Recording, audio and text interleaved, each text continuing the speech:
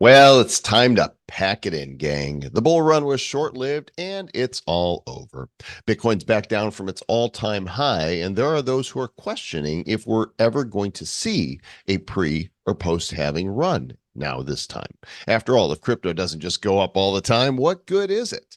Of course, while the price of Bitcoin and other coins are down at this very moment, in all likelihood, things are just getting started. We've got the latest stories from the crypto world paired with our version of keen analysis, which is to say, bad analysis. It's right here on this Bad News, episode number 718 of the Bad Crypto Podcast. 5, 4, 3, 2, 1, 0, ignition.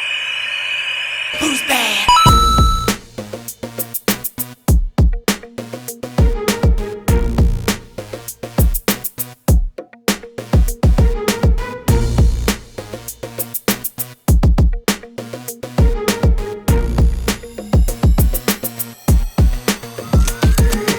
I read that the first time and it looked like analysis. I don't how bad is our analysis? I hope I don't have any anal lice. If you got anal ISIS, that's like that's the worst kind of ISIS. You want to talk about a terrorist attack? It's the anal ISIS. Hey, shout out to all the listeners right now in the Republic of Bad Cryptopia. You have found your home here in our hearts for this episode of the Bad Crypto Podcast. Joel Comm here, Travis Wright there. How you doing, good sir? I'm right here. I'm right here. You're right there. No, I'm here. You're there. You're wrong. Wherever I'm right. you go, there you are, and you're right there. Okay, I'm Travis Wright here. There. Beautiful. Thank you everyone for tuning in. It is a magical day. It is always weird when you see, when you hit the previous all-time high, and then on the journey to the next all-time high, top of the market, there's always these 20-30% dips along the way, right? And so hopefully this is just one of those dips, and all indicators seem that should be the case. I hope so. Well, let's go ahead and pull up the coin geckos right now and take a look for those of you watching the video version of this podcast as well. Most of you like to listen to us in your ears, but if you can stomach seeing us with your eyes, then you'll find us on YouTube, Rumble, and Odyssey. Timestamp the 18th of March, 2024 at 4:13 p.m. Atlantic Standard Time, which now, due to the clock change, is also Eastern Standard Time. The total crypto market cap, $2.647 trillion. Bitcoin sitting at 67,126. Ethereum under 3,500 now at 3,492. Solana, really the only strong coin this week during the drop at 199. BNB 549, XRP 60 cents, Avalanche is 62.81, and Cardano in the number 10 slot at 65 centavos. I'm going to keep scrolling down a little bit down to the top 25. All right, let's go down to the top 20. Yeah, I guess maybe it was 23 or something. Yeah, 25 right now. Dude, I've been paying attention to internet computer and really diving back into the ecosystem. And there's some really great videos out there, folks. If you don't fully understand what this is, I'm convinced that internet computer is the best technology in the blockchain age. And remember when we had that conversation with Dominic Williams, the CEO, and I did reach out to him to see if we can get him back on. But when we chatted with him, he was talking about how when it launched, there were some people at FTX that were pulling some things and pumping up the price and then dumping it and really sort of cratered their launch. And the more I sort of did research on stuff here recently, it seems to me that really was the case, and a lot of big money in Binance and Solana and Ethereum potentially. Those guys don't want people to really understand internet computer, and it tells me I spent probably since the last show we did, Joel, I bet I've spent 25 hours researching stuff on it, just going back in on internet computer and just going like, wow. So I have a much larger portion in internet computer than I have in any other thing besides Bitcoin now. And it's just if people start understanding how powerful it is, and what it can do. Like it's lit that with, especially with the whole new DPIN movement that's happening, the decentralized physical infrastructure type of stuff. People are pushing money into that, and ICP is all about taking all the centralized projects and tools that we use and moving them on chain to their platform. So I just say do your own research on that, because the more I study it and the more I dive into it, and we advised them back in 2021, and we launched the first pack opening experience of NFTs on one of their platforms there, and I think that it looks to me like it's just getting better, Joel. Excellent. Well, I mean, development is continually taking place, and all of these projects that continue to biddle during the bear market, you would hope that they're all further along now. So, yep. If Dominic That was my wants to thought. come I was back looking on, at it. I was like, it's so weird. It's $5 billion market cap. And Solana just keeps on trucking with potentially inferior technology. And it's almost 100 billion. It's just yeah. weird. Like, what's going on? Do some math there, because I can't do it myself. So a Run few stories here to look at the overall market. Here on News BTC, they're saying Bitcoin threatens to retreat to $60,000 as bulls seek solid ground. I find that so interesting because just a few short months ago we're wondering when it's at $30,000, man, 60,000 seems so far away, and of course we set new all-time highs of what, 73, $74,000, and there's a pullback right now. Certainly anytime you see that kind of big movement, right? This year, I think we started January 1st was around 43,000. So to go up 30,000 from the beginning of the year, of course there's going to be profit taking that goes on. And some say we can go as low as 50 on this round. I really don't know, but I believe personally that it's all temporary, right? Just Yeah. pulling back, profit taking, getting ready for the next move up, which, we're just what, 30 days out from the halving, is that right? Something about that. Yeah. We're about 3.5, 4 weeks away, I believe. So, I've seen different dates. I think last time I saw it, April 15th or ballpark ish.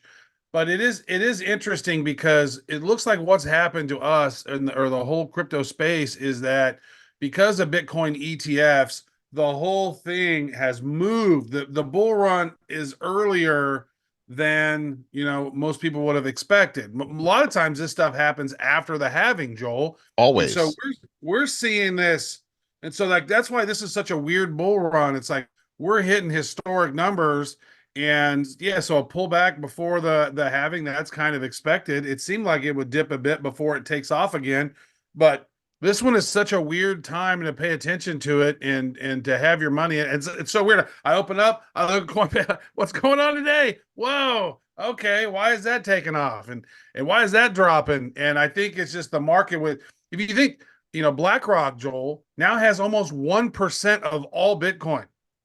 Crazy. Right. So these Them Bitcoin and Michael ETFs, Saylor. woo, more. They got more than Michael Saylor. Yeah. Here's your chart: 32 days, 21 hours, 19 minutes, and 6 seconds, approximately, until block number 840,000. And that's supposed to take place approximately on Saturday, the 20th of April. So we're just over a little of a month away from that happening. And of course, people are saying, not every run is the same. We thought last time that we would get beyond 69. From 1,000 to 20,000 was a 20x multiple. Well, from 20 to the next halving, you'd think we would have passed six figures, but we didn't. It was only like almost a 4 times multiple. So maybe this time, if we're guessing 150,000 is a high, that's a 2x multiple. But because other things, as you said, are happening, including the ETFs, and we've hit a new all-time high pre-halving, that this halving might be different. Of course, it's all just speculation because nobody actually knows what's going to happen. And notice we never go back and go, hey, the person that's making the prediction right now, what did they predict last time? And did that happen? Was their last prediction accurate? Right. Or whether we never look back? We don't have time because information's coming at us so quickly. Nobody goes back to the tweets from somebody saying, okay, we're going down to 50. And when we never got below 60, does anybody call them out and said, you said we were going to 50? Never happened. Right. We should have AI go in and do a look at that and be like, hey, looky here, you said this and they said that. It's almost like Mhm. the Jim Cramer effect, right? It's almost like when he says something, you can almost know that it's going to go the opposite way. Now, do we have a chart of Bitcoin that we could pull up conveniently? We do, in fact, because all I got to do is go to CoinGecko, and then I click this little Bitcoin thing there at the top of the market cap. And how far range do you want to see? You want to see the Let's go max? back and look at the last bull run. Let's look at the last bull run. So that would have Yeah, yeah. been right Well, about. we're kind of close right there. It was pretty good. So what's interesting is you can see here. So there's some people talking about, whoa, are we in a triple top right now? No, even include this bull run too. Include the All bull right, run that we're in right now. So include all of that. Yeah. there you So you go. can see we got a top right there at about 67. There's a top at 69. We hit a top at 73. That still to me seems like it's upward, but there were some people freaking out today saying, whoa, maybe we hit a triple top. And a triple top would mean three peaks moving in the same area with pullbacks in between. And it says, hey, maybe this long cycle of Bitcoin is over. And I look at it, I go, that didn't make any sense to me because we're just getting started, right? We're in that optimism phase of the Wall Street, enthusiasm guide of investing, right? And all the indicators say that we're going to go rock and rolling. But I also look at it, I go, it seems like we're going to keep trucking up, moving forward, moving upwards. But I always look at it and I think, man, when's the bottom going to fall out of the economy in some ways? It's just like paper money is doing stuff. There's all kinds of indicators talking about how, oh, March is going to be a big month. Mhm. Oh, and just, I don't know, I need to maybe find this story is that banks are no longer able to borrow money from the Federal Reserve Bank. That thing happened last Monday, the previous Monday. So banks are no longer, if they're insolvent, they can't go and borrow extra money from the Fed anymore. That process is ended. So that tells me there's an end of some weird cycle that's going on here. And today I was thinking, I was like, man, should I pull some out? And I was like, nope. I'm not gonna just go this and do this an emotional thing. I'm gonna wait until the 350 day and the 111-day pops, and then probably 150K Bitcoin somewhere around there. We're not going to be able to predict the top of it, but I'm not going to leave all my assets on there and let them drop 90% like they have before. Mhm. Well, nobody can call it. And here's the thing, when you start talking about triple tops, Bitcoin is different than other investments. It's different than stocks because we have other mechanisms that are in play here. The halving is a very real mechanism that takes place every 4 years. The scarcity of the Bitcoin that's coming out. When we look at originally, the first halving took us from 50 Bitcoin per block to 25. The second halving took us from 25 to 12 and a half. Then in 2020, from 12 and a half to 6.25. And now this is going to take us from 6.25 to 3.125 Bitcoin. Supply is going to run scarcer and demand is increasing. And so, to looking at it objectively, you could say, what does this have to do with traditional charting? And that's my approach to it. Not financial advice. Y'all figure out Right. your own stuff. I've been wrong so many times before. Mm-hmm. One more time would just be another in a long line of it. What's this Yeah. deal about Marathon getting mining facilities, Trav? Yeah. So one of the bigger crypto miners out there, Marathon Digital, is set to buy another mining facility, which is owned by Applied Digital. They're going to pay about $87 million for that. And Marathon Digital is actually interesting, Joel. I think Fred Thiel runs that, and he's like he's a big dude I remember seeing his name. He's like a big VC guy, if I'm not mistaken. Is he related to Peter Thiel? I'm not sure. It's possible. I'm not sure. The whole Thiel family spreading that Uh, monies around? I don't know. Okay, I so love that color though. Teal is one of my favorite colors. meanwhile, El Salvador, who's made some brilliant moves in Bitcoin, apparently they have more than people thought they did. And they moved 400 million in Bitcoin into cold storage just this very week. That's 5,000 Bitcoin, which is what everybody thought they had to begin with. They thought that the wallet that they had held just over 5,000 Bitcoin before. They've moved another 5,000. So that brings their total to let's see, initially they thought they had 3,000. Okay, so the one that held 5,689 just moved more, so they've got like 8,600 Bitcoin. Good move, Bukele over there for going big on Bitcoin. Dude, could you imagine how tight the sphincter would be when you're making that transaction, though? Like you're like, oh my God, That's oh God, because it wasn't Bukele who did it; it was some right. IT guy, and like, oh my God, like Yeah. I'm That's a sweating. mega pucker right there. That's what that is. That's pucker after pucker. So there's been an upgrade to Ethereum. Are you aware of this? Yeah, I've noticed this. I knew it was coming. The DenCon upgrade, and the gas fees are a lot better now. I tell you what, because I mean those gas fees were starting to get stupid. You know, remember back in the day with NFT craze, and you wanted to buy an NFT, and you what, $200 worth of gas Mhm. fees, 300? What? No way for this JPEG. And so yeah, it looks like that's one of the things that this one was trying to do, see reduce transaction costs. And so a lot of the L2s are seeing these transaction costs depleting. So that's nice. I mean, why call it Dencun? I mean, I'm sure it stands for something, but what does it mean? Dencun upgrade. I got a bad joke probably, but I don't Right. know. There's an inside joke there somewhere. Let's call it Dencun. And the Yeah. idiots on bad crypto will be like, what's Dencun? Yeah. Uh-huh. So all the gas fees are down. Actually, there's a quote here. Dencun is about fee stabilization, not reduction. Okay. So what? Keep them high, but they're always going to be high. I don't understand what that is. Mm-hmm. The EIP 4844 proposal for improvement is also known as proto dank sharding. Travis, didn't you do that before we started recording? You had to go proto dank Proto. shard. It's totally dank. How dank? It's proto dank. It's proto Uh, dank sharded. Oh, I think I just dank sharded myself. Yeah, and this whole description is great. Also known as proto dank, which is aimed at reducing layer 2 transaction fees and enhancing data availability through blobs. So helpful. I'm not smart enough to understand this new tech language. Dude, I tell you what, it's like they spend so much time trying to make this shit sound so, oh, look at these big $10, $20 words we're using, and like dumb it down for people so they can understand what the hell's going on.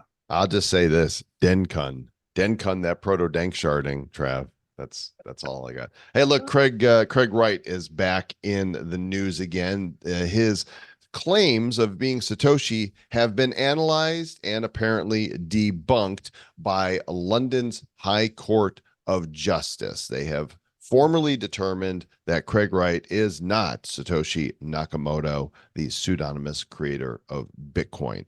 How exactly they came to that ruling was based on evidence, because there were lawsuits that were taking place in the British courts, and this is what they're saying.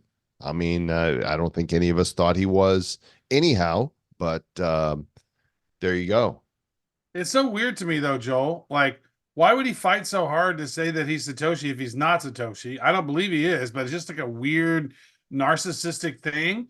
And it's like, dude, if you're Satoshi, then just fucking access the wallet and move some damn Bitcoin, dude. One That's what you sat. gotta do, Just bro. move one sat. That's all you got to Yeah. do. Move All you one gotta sat. do. And case closed. There Unless you you go. lost all your shit, and then you're a dumbass. Anyway. So they are saying that he is not Satoshi, nor has he written the white paper. He did not create Bitcoin or its software. I'm sure he was close to, whatever was going on there.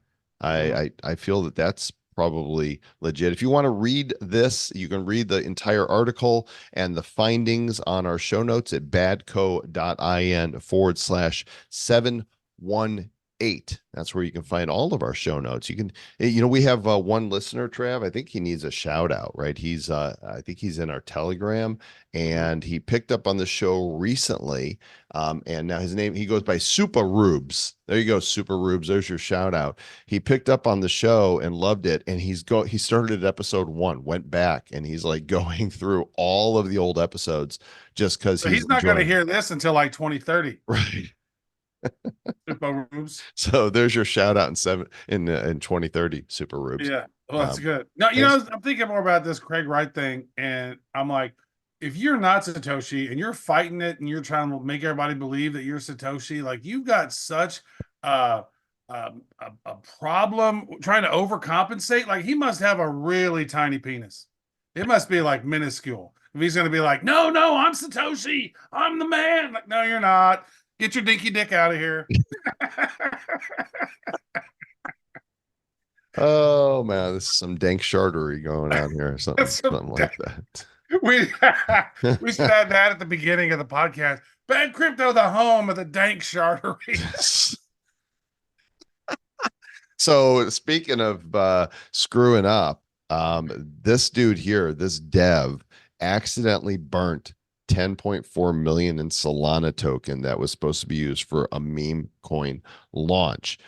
So basically, this is 535,000 Solana, and he did this this thing. He tweeted, guys, I effed up. I burned the liquidity pool and the tokens that were set aside for the airdrop. Mint authority is already revoked, so I cannot mint them. There's nothing I can do to fix this. I am so effing sorry. Oh my goodness. Can you imagine? Today, mint time. Like, we're literally 18/24. That happened today. He just tweeted that out today. Oh my God. They were gonna launch this. The whole pre-sale fund is gone. Like, everybody that put in for this meme coin, it's lost. There's nothing that you could do about it. So if you invested in whatever this particular coin was, and this is a reminder, this stuff is risky. This is a new world that we're dealing with here in crypto, and the human element can really screw things up, as it appears that this guy did. I would not want to be him. That poor guy. That's some dank shartery. That is. Oh my God, $10 million, bro. Like, that'd be so painful. Like, that dude's he's not gonna get good sleep for a long time. 535,000 Solana, and the price just keeps on trucking up. That is painful, dude. I feel for that guy. Yeah, now explain this to me. Like, where everything else is falling, Solana is the only coin that is making moves up. Is it their marketing? What is it about I think Solana? it's got to be the meme coins, because if you look out there and you go on Dex Screener or Dex Tools and check out some of those other projects that are popping, a lot of coins that are popping up. Solana has such a huge meme ecosystem, and every time I go on there to try to play with some meme coins on Solana, dude, I just get wrecked. Like, everyone's like, oh, I'm gonna go ahead and put two Sol in this. Oh, and then they just rugged it. I was like, okay, great. They went to Solana. Like, every time, it's so weird. So there is so much wild west shit, and people who are not getting punished over screwing people like without lube. So much dank shartery going on, bro. Well, speaking of that, I'm going to move this story up right now. Speaking of screwing people without lube, Sam Bankman-Fried, the DOJ says should spend 40 to 50 years in prison, along with an $11 billion fine and forfeiture. I'm skeptical that he's going to get any judgment so harsh, but if anybody, did people over without lube, it was Sammy. So, I mean, think about this though. FTX held so much Solana, right? They were one of the main people funding that thing. And so if they have some stuff hidden back, that's like that's off the radar from people, like, if he got out of jail years down the road, like, if he should have to forfeiture all of his crypto or something, you know what I mean? Like, you hosed all these people up, and then chances are 5-10 years down the road, all those investors could easily be made whole by the value of all these tokens now, right? As they're blowing up. They made all kinds of investments and all kinds of startups that some of them are taking off. So I don't know. I think he got caught with his pants down at the wrong time. And if they could have waited, if they hadn't gotten so blatant with what they were doing, he probably would have never got caught at all. I'll tell you what, if he gets that kind of sentence, he's going to have his blobs proto-dank sharded in prison. Put his pants down. For 40 to 50 years.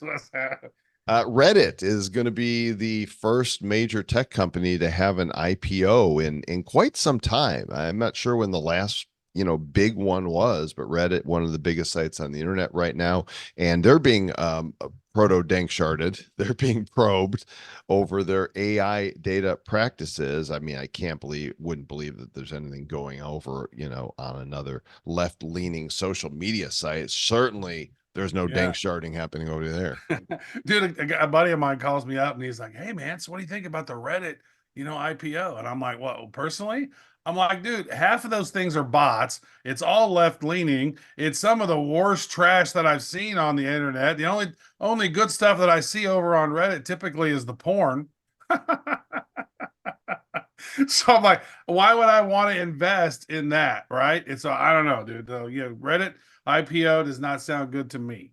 Because the huddled masses are there. Apparently, their data licensing practices for AI training are under investigation right now. The SEC is looking at them, the FTC is looking at them, and Reddit has insisted it has not engaged in unfair, deceptive trade practices. And if you believe that, I have some beachfront property for you in Oklahoma with a beautiful view of the proto-dank sharding that is happening there. You know what's weird to me about Reddit is that if any community could pump up and dank shard a token, it's totally the Reddit community. I mean, we saw what happened with Wall Street Bets, right? And how they coordinated and they were doing certain things. So it'll be interesting. I can see why the SEC and FTC want to keep an eye on what Reddit is doing because it could get crazy. There's some rogue actors over there to say the least. Speaking of AI, the governments of the world, are continuing to try to figure out how to put safeguards on it. Is it Britain? Is that where the MEPs are?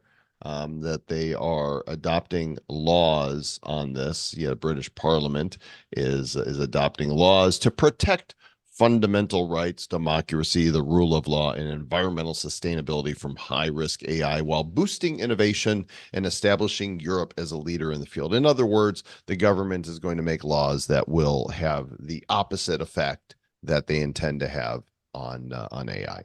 Whatever it's called, typically, it's the exact opposite of that. Normally, that's what it seems like. So, the Artificial Intelligence Act. Mm-hmm. Right. They say it's going to have a ban on social scoring, and AI will be used to manipulate or exploit user vulnerabilities. They're trying to put bans on those things. Probably they're trying to stop it so normal people can use AI, and they're going to use AI to do exactly what they say they're going to ban, probably behind the scenes. And also, dude, this is another thing I woke up with recently. I think it was this morning. This was maybe one of the first pieces of news, too, that I saw about Apple and Google and AI and Apple integrating Google's Gemini in their in the iPhone. Like I'm like, good Lord, please no, not dude. Google's Gemini is the worst of all the AI engines, and like it's so biased and left leaning, and it's trash. Like you'd think Apple would be building their own stuff, man. They would have. I think maybe Joel, they were spending too much time on the Vision Pro and not enough time thinking about AI. Perhaps so. I'm not a fan of this either, but you may have seen this story as well this morning, Trev, and that is that Grok is going open source as of today. And this is kind of Elon Musk's swipe at OpenAI, who he is, of course, suing and saying, "All right, fine, I'm going to do with this what you guys said you were going to do with ChatGPT." Right.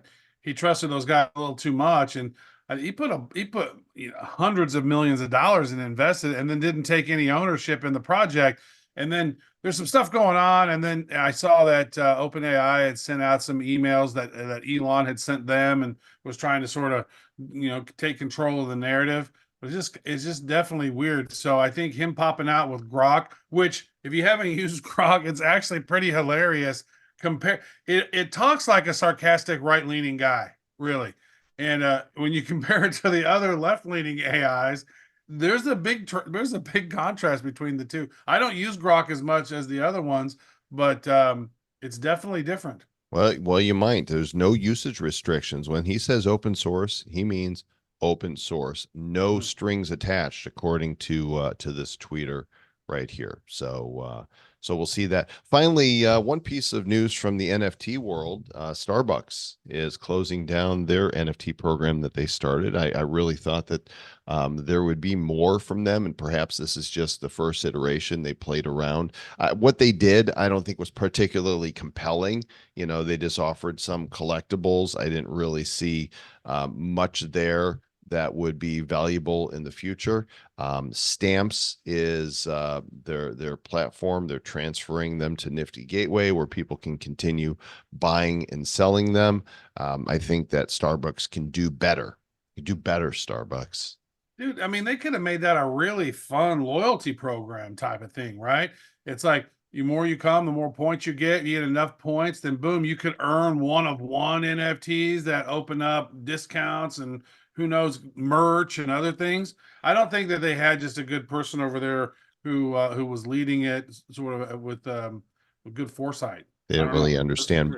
By the way, this is just an aside about Starbucks. I was going through my Instagram reels this morning and I came upon Susie Orman, who is a notable personality in finance. And she was saying she has never bought a Starbucks coffee. She thinks it's stupid to do that. She says if at the age of 25, you had taken the money every day that you spent on Starbucks and put it into your IRA, whatever it with an average of 12% over your lifetime, some years good, some years not so good, that by the time you hit 65, you'd have $1 million. So when you drink that coffee, when you buy that Starbucks every day, instead of making it at home for a fraction of the cost, just think of it as pissing away $1 million. Right. That's sad to think about it like that. Now my heart hurts. Now you want to start, buy some McDonald's French fries now. I do not. But thank you. I want to say thanks to everyone tuning in, listening to this. Well, I do notice an uptick in activity when the bull markets are going. So when people's crypto's up and people are like, woohoo, let's listen to Bad Crypto and other shows, you can see it. So thanks for tuning in. I really appreciate you guys. Yeah. And I want to say to all of the proto Dankshard blobs out there that we're glad that you're listening. I think, Travis, we need to go to Dolly and have it make a proto Danksharding blob.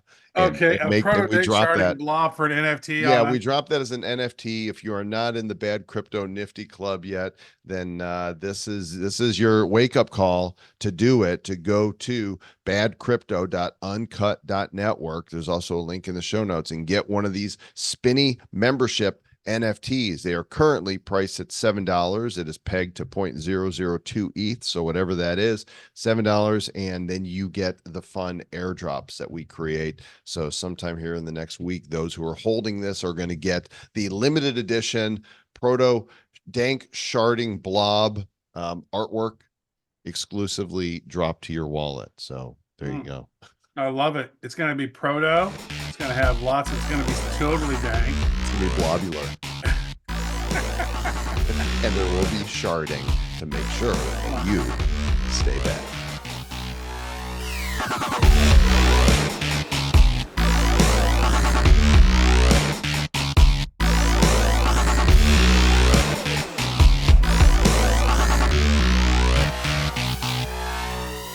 Who's bad?